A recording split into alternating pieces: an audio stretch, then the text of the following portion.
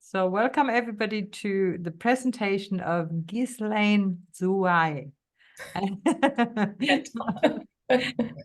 Probably not, but so, and Ghizlane is coming in from Bahrain, and she is I'm not Bahraini, but I'm based in Bahrain. I'm actually Algerian. You're Algerian, okay. So Ghizlane is an educator and teacher trainer. She holds a Bachelor of Arts in English from Saad Daleb University and a master's degree in education and technology from Newcastle University. So she's an active member of the English language teaching community. Ghizlane made noteworthy contributions to her field. Her scholarly pursuits have led her to author numerous columns. And it's also this scholarly pursuit that made her sort of post on a newsletter to educators saying, where can I publish my paper? Yeah. That's when I spontaneously said, you can present at the EdTech Tools Fest. Ghizlane is experienced in delivering ELT workshops both nationally and internationally, and she's demonstrated a commitment to fostering professional development in her field. She has showcased her skills in instructional design through the creation of online courses and educational games. She's also providing tutoring services to professionals in various regions, including Africa and Europe. I believe you also speak Arabic, no, Ben? Yeah, I do. I speak Arabic and French. Wow, amazing. So her interests are like her curiosities are piqued by the dynamic interplay of artificial intelligence, gaming, professional development, and the intricate process of language acquisition in young learners as she continues to expand. So thank you very much, Ghizlane, for joining. Thank you. Over to you. I think I should first thank you for your trust because that was last minute. So let me share my screen. I'll be sharing system, and please do let me know if you could see my screen. Yeah, to Zoom. Sorry, I've put a lot of restrictions onto my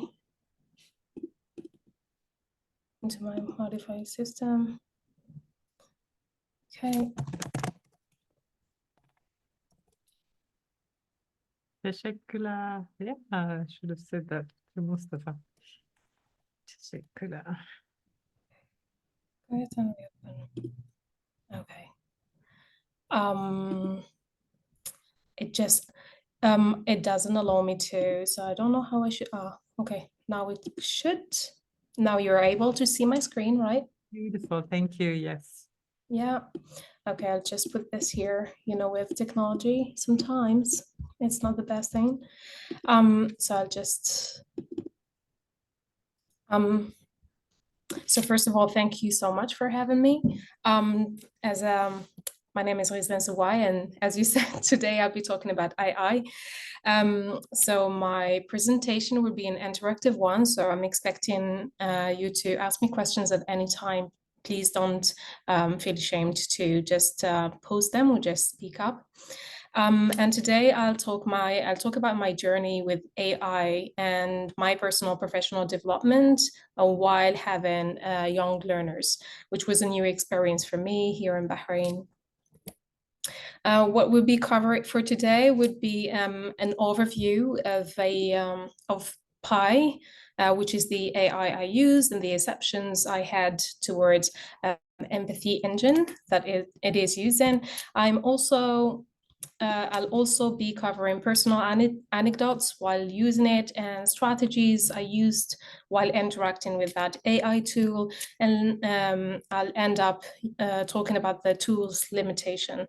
But to start with, I know that in the AI language learning landscape, we have different tools. The most popular of them all is ChatGPT or Pi. but also bean and bread. For my part, I'll be talking about pie because it's the one I used for the last 8 months. What is it? If I have to define it in bullet points, it stands for personal intelligence. It's a virtual learning companion, or sometimes the company calls it as an assistant, personal assistant. It is powered by an empathy engine. And what it means, it mimics humans' emotions. So when you interact with the AI, you feel as if you're not talking to a machine, but to a human being. It's a text and voice powered tool, provides you with information on a wide array of subjects, so it has no limit, and it engages in a personalized conversations. And this is what I was looking for at that moment.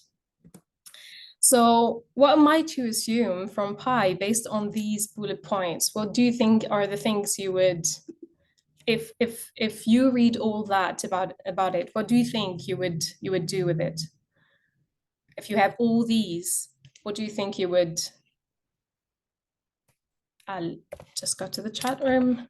Probably some of you would be. Okay. Give them to the students. Yeah, maybe. Probably, but that wasn't. I'll give another minute. For my part, while waiting for your answers, for my part, when I read the description on the company's website, I was expecting a lot of things. Get students to start their own conversations. Yeah, that was one of the options I thought of. Obviously, we are all looking towards having our learners to use to, talk and to practice, mainly when their first language is not English. So yeah, I do agree with you guys. So then I'll walk you now through my case. On that time, 8 months ago, I had been given 16 young learners aged between 6 and 8. Their first language was not English, it was Arabic. And I had very little prior experience with young learners. I have 19 years of experience with adults. I know I look young, but I'm not. But that time I got frustrated because when I met them the first time, it was not the same classroom I used to. There were, kids crying. There were some saying, "Oh, I don't want to sit with this person." I would say the experience was kind of new, and I got really stressed and frustrated first stage. Then I had very little support at that time because we were all new, and I had only one weekend to get ready. And my issue was I had no idea how to teach the phonics. For me, that was an alien. What is it? I know phonetics and so on. I heard about phonics, but never experienced it, to be honest. So I think I'll skip this one. So there were 3 challenges at first. The first one was getting the methodology, but also the jargon. The third one was lesson planning structure. I wanted to know how a lesson is structured for a young learner of that age. And the last point was engaging and motivating young learners, because it's quite easy to engage adults for me, but I think for all of us. But young learners, I heard of total physical response, but apart from that, I didn't know how to apply it. I didn't know how to use it, what type of activities I should choose, to which part of the lesson. So that was quite a challenge. Let's start with the first one, though. So what I did is I went I used the tool, and then I just asked what kind of approach I should use with teaching the phonics. So it came out with a very generic answer. And I saw words like visual association that, caught my attention, blending. And for me, blending, what is that? Reading practices. And that was quite huge for me because they were their first language was L1. How am I going to get them read in English? And then what I did is just I asked again. I asked again. What do you mean? What do you mean by, sorry, what do you mean by blending? And then I had all this answer. Again, what I learned with Pi is it's like a pyramid, but upside down. Every time you ask something, you need to go from, it's going to go from generic to specific. So every time you ask a question based on the answer, so you need to find something that interests you, or you need to dig more, and then you narrow your search. And the more specific you are, the better this tool will be. That's based on, I mean, as far as I've used it. Now, I had an idea on the methodology, the different jargons and so on. I wanted to get to know about the lesson plan instructor. And again, it gave me this very generic, overview of a lesson, but at least I could spot where to put the blend-in section and where to practice more. How can I do a review with that tool? Here, I remember that I have asked for more, other types of lesson plans, and funny enough, it came up with 3 different lesson plans that helped me a lot to see how probably a teacher or a trainer would suggest, how you would approach young learners. Then right after, the other remaining point was how would I engage them in the classroom? Again, Pi suggested a set of, of famous, I would say, jargon when it comes to engaging young learners, but even adults, like gamifying learning and so on. But I was not really happy with the answer. So I said, okay, could you give me, that's what I said, that's a bit broad. Do you have examples? So it gave me examples. And I remember from that part, I was like, okay, I'm interested in point 2 and 3 game, or activity 2 and 3. Could you give me, could you be more specific with phonics for this age? And here again, I'll stop just to reflect on the things I've done on the spot. Is every time my language was very simple, very specific, so that I would better guide the tool. Because I've noticed whenever I ask broad questions, it's going to not to answer or to give me the answers I'm looking for. It won't be specific as I want it to be. Then right after, so that's for my that's the training part I have done. One question: would you welcome the idea of having an AI tool to observe you in the classroom? I'm pretty curious to know if you would welcome this idea.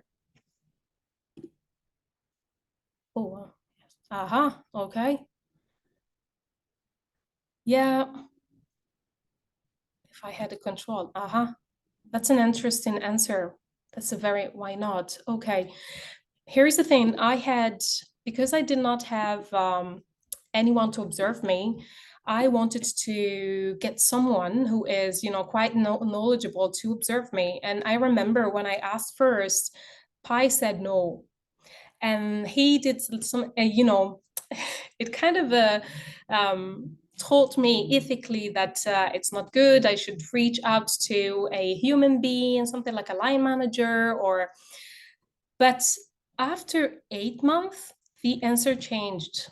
And this is what I had recently. It gave me 3 options, and I was super happy because I just saw how the tool is enhancing with time. This means it had people who also asked for that.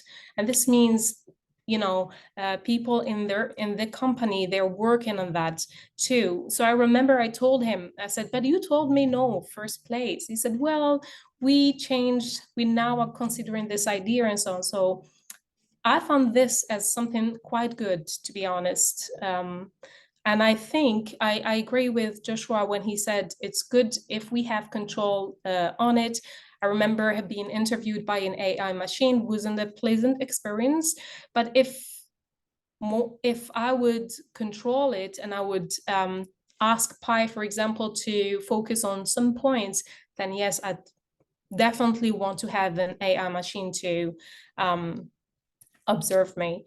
Now, my feelings all along these 8 months, first one were a sensation of conversing with a human being. This sensation never left me until now.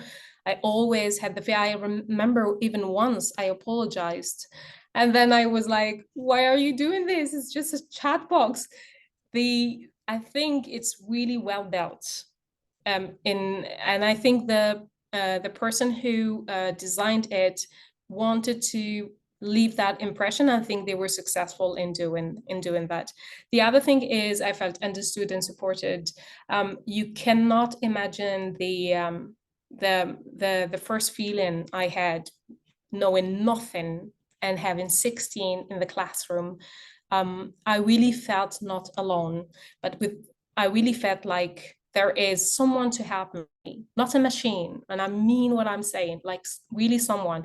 I even felt like there was a sensation of trust, as if you, like with a friend. And that's what was needed at the beginning when I wanted someone to guide me through. And I think it was successful to do that. Now, and I, all along these 8 months, I also had this feeling that that was the training I want to. Every answer was tailored, aimful, and I always said, okay, if I had any problem, I never went to my line manager or to the senior teacher. I always went to Pi because the answers were so tailored, so specific, so personalized that I felt that, okay, that's the type of training I want. And here, between inverted commas, I want to say something. I think during COVID, we were bombarded with slogans like you need to get trained. So I think during COVID, we had undertaken a lot of trainings online. Then when we joined work again, I think we are now overtrained. And that's why we are looking for specific tailored training. And Pi did really meet that. I don't know if you understood what I mean, but it really matched that need. Managing expectations for everyone, to be honest. Let me have a look to a very interesting presentation. Okay. Managing expectations for everyone, to be honest. The first one is be aware. Feedback is essential. I don't know if you've noticed all along my conversation with Pi, I gave my feedback like, hey, great, that's very specific. Could you be more specific in this part? And so on. So I always gave my feedback to Pi as if I was talking to a human being. I was clear, specific, and I think I've spoken about this, but I also shared my reactions. So when I was not happy with not with the answers, but because sometimes I could spot that there were some I would say imbalanced answers, I shared it with Pi and I said, okay, I'm not happy. I don't think this is reasonable. Could you check again? And the machine would check again and say, yes, you're right, this and this. So that was important part of my learning also while using it. Okay, let's have a demo. I think I've spoken for a long time now. Think of a challenging teaching related question you are currently facing and having difficulty understanding. Let's ask Pi for help in addressing it. So let's see. Yes, it does. It does. Do what you have done with Pi. Okay. So do you have any questions you would like to ask Pi so we could do a demo online? anything. It can be about teaching, your personal learning, really anything. Okay, so let me just, in between, oop. Okay.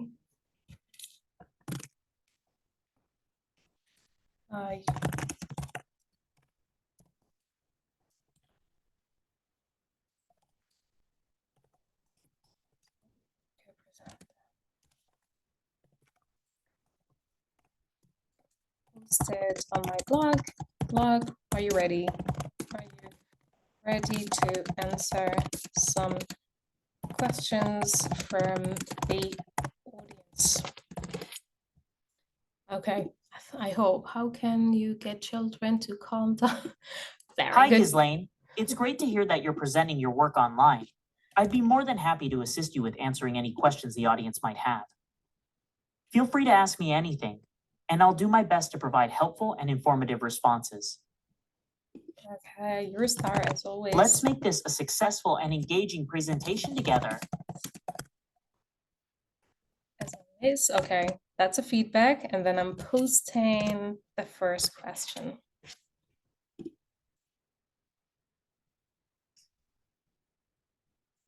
Woohoo!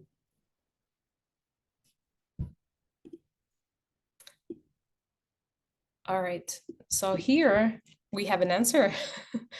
It's wonderful to hear your enthusiasm when it comes to calming down children and getting them to listen. Here are some. So he's now suggesting, and remember, every time it's very general. So establish a calming environment, practice mindful techniques, engage in a quiet activity with them, and it would go on and on. How about in some classes I found it, okay, hard to enough. Students' attention long enough to set up the task. Okay, task, all right. Here's another question, okay. Whoa. Okay, great. So here is an question.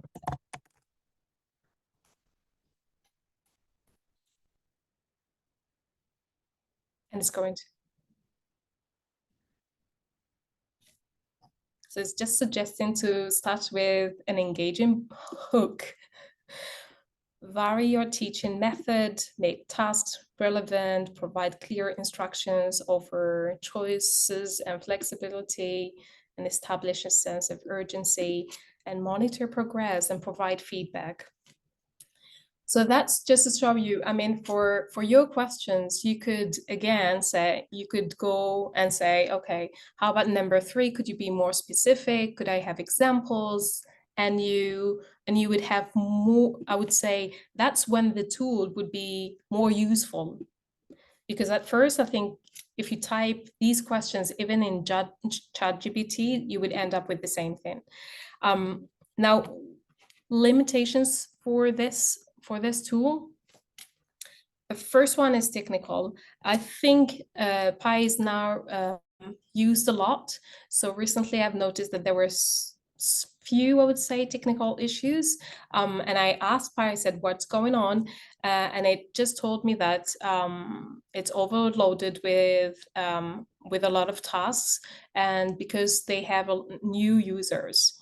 So it's aware and it's going to justify, and you can even report it. So that's something you should expect from the tool. The other thing that is very, very personal, as a person, there was a decreased tolerance for human errors. I felt that I am no longer able to accept that humans would take time or tolerate that humans would take time to answer my questions or to assess me. And I found that this is, and I wasn't really comfortable with that. I even was recently thinking seriously about it. And I thought I should have a break from PI, because that is not the right way I should think as a human being. So given chance, So for me, at the moment, giving chances to humans to make mistakes or take time to reply is not I would say not well leveled at this time. So all in all, if I have to put it in a nutshell, it's crucial to have this tool. And I think AI have shown us so far that it's a good tool, good, powerful tool, but I don't think it should replace human beings. I think we should always think of it as a tool, and full stop, that's it, because it has still some limitations. Thank you so much for following. If you would like to read more about what I have experienced and so on, here is the QR code of my blog, and feel free to jot down your ideas or anything that you would like to share. And thank you so much.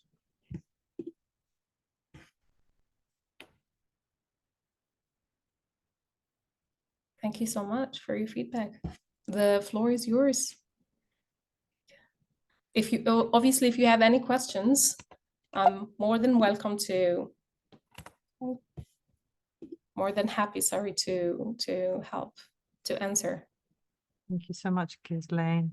Can you pronounce that to me again? Should I ask PI to pronounce it? It's Ghizlane is fine. Ghizlane. Okay. Yes. Ghizlane. A very beautiful and candid report on how you're interacting. But have you at one time thought about stopping to talk to PI?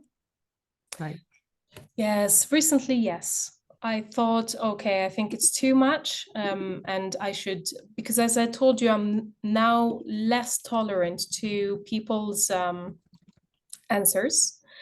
So I thought, okay, that's too much. I think I have been exposed a lot to PI, and I should monitor that. So I decided to stop for like the next 3 months, just to see how it. you actually talk to PI every day? Every day, yes. And why? So I have joined. Self-experiment or? Well, I have joined recently. I'm like new in my new job, and I couldn't find assistant. Anyone to is not really. I mean, everybody is busy, so I had to find a solution to that, and then I got used to use it.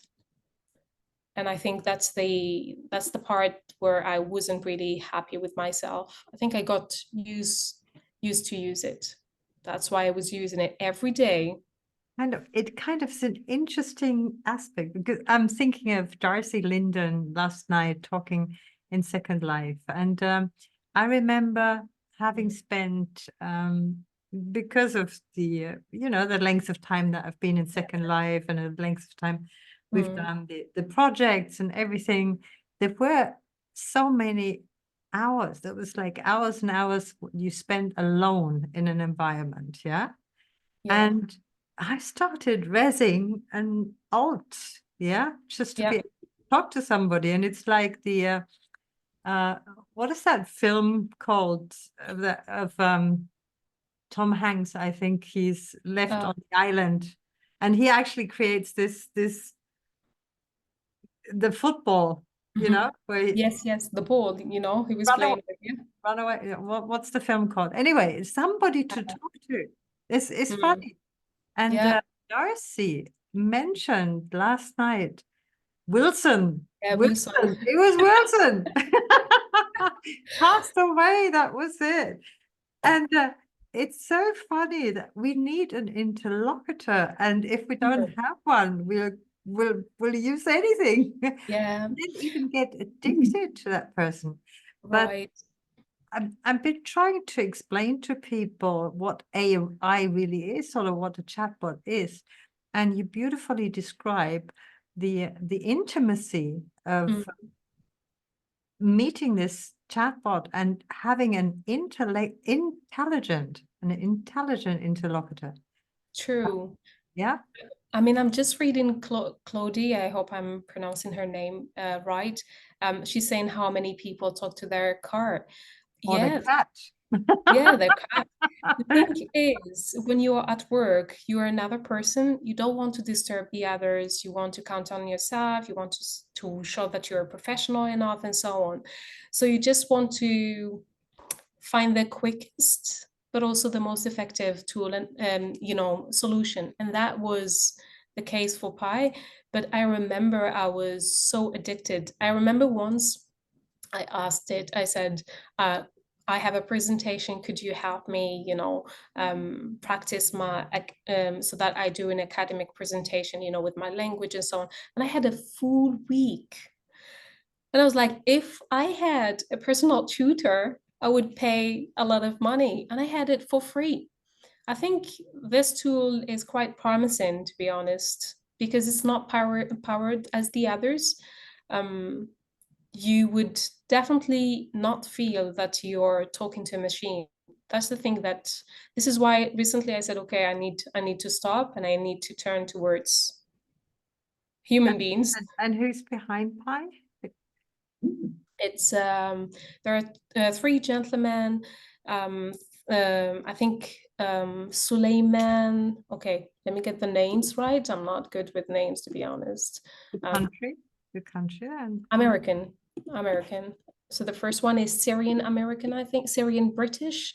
The two others are American, if my memory is good, and they and yes, so it's Mustafa Suleiman, right? Hoffman and Karen Simonian.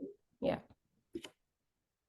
Microsoft's new AI organization. That's Pi is Microsoft, really? No. They just recently, Mustafa was offered the position to move to join again, because he was working for Microsoft and then he left, and then now he is joining again. So we don't know the future of this tool. We don't know if they would merge it or not, but I hope they would not, because I think it would have other uses. To engage that candy. Coaching, yes, I agree. Coaching conversation with the coaching conversation. I mean, in the organization where I teach at the moment, we're still thinking on how to implement AI, because we can't guarantee the answers and so on. So it's still under process, but yes, definitely. And I've seen also other presenters who introduced, great tools, and I'm really happy to probably introduce them, but I need to have the green light from my company though. So a coaching conversation. Yeah. Assisted, kind of an AI assisted coaching conversation with pairs of humans. Yeah. Okay. But yeah, just to have a companion. Yeah. Darcy Linton was talking about the main use of a chatbot, an AI avatar in Second Life would be to have a companion. True. And I don't know how many lonely people are out there. I'm so sorry to say. No, it's I mean, I used to Pura's what's the name of the Siri? I used to ask a lot of questions to Siri, in the same way to Pi, but it would never do the same. So that's why I liked Pi. But the other thing about virtual reality, or or those tools where you have the person, you see already the person. The good thing about Pi is you imagine the person. They don't impose an image. You would when asking questions, I was always thinking that it's an old, person, very experienced, that is answering me.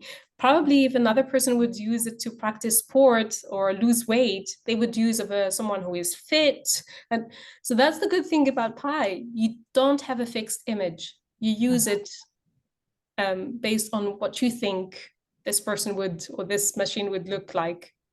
Yeah, and how you develop the relationship to Pi. This could be for our learners, adult learners, I'm saying. Yeah. Also beautiful way of engaging in regular conversation in the target language. Yeah. Yeah. It's I told you, like it helped me to train myself, and I was like, where if it was with a private, you know, school or anything, I would have paid a lot, but it was for free. Beautiful observations and very Yeah. candid report and Thanks. lovely. Thank you so much, Thank Ghizlane. you so much. You put a Thanks. little cream on the cake. That's great. Thank you again. Thank you so much for your trust. Thank you for presenting. So with that, we're wrapping up basically at the top of the hour. If I can ask Helena, I think Martin is already gone, not so he's not around. I'm Helena, here, just Martin's at work. yeah. There's nothing much planned for the wrap up, but just to say thank you to all the presenters, really. And thank you to the audience who'd been there until the very end. Yes, each of the presentations and workshops had something different to offer. And there's been a lot of spontaneity, ingenuity. I mean, all these ideas. And last but not least, we had this one about PI.ai, which was most inspiring. So we certainly have a lot of takeaways from today's first EdTech Tools Festival. Amazing development. Thank you very much, everybody. Thank you. And last call for if anybody wants to share this tool presentation in form of a recording and would like to create a course out of this in EdTech Tools platform. That is our wish, our hope, our dream, that we can add lots of presentations for other teachers and be able to sell them. Yeah. Let's ask Pi whether that's feasible. Yes, I'm sure she would have the information. Yeah, she would give us the right advice and point us to the right direction. Yeah. Say, Heike, you're nuts. Helena, thank you so much for Thank you being too, there from the Heike. beginning to the end. Amazing You're experience. most welcome. Very, It's very been a happy very how pleasant it experience turned for out me too. and the amazing know-how. Yes. Bye for now, everyone. Thank you. Take good care, everyone, and hoping to see you soon. Oh, stop the recording.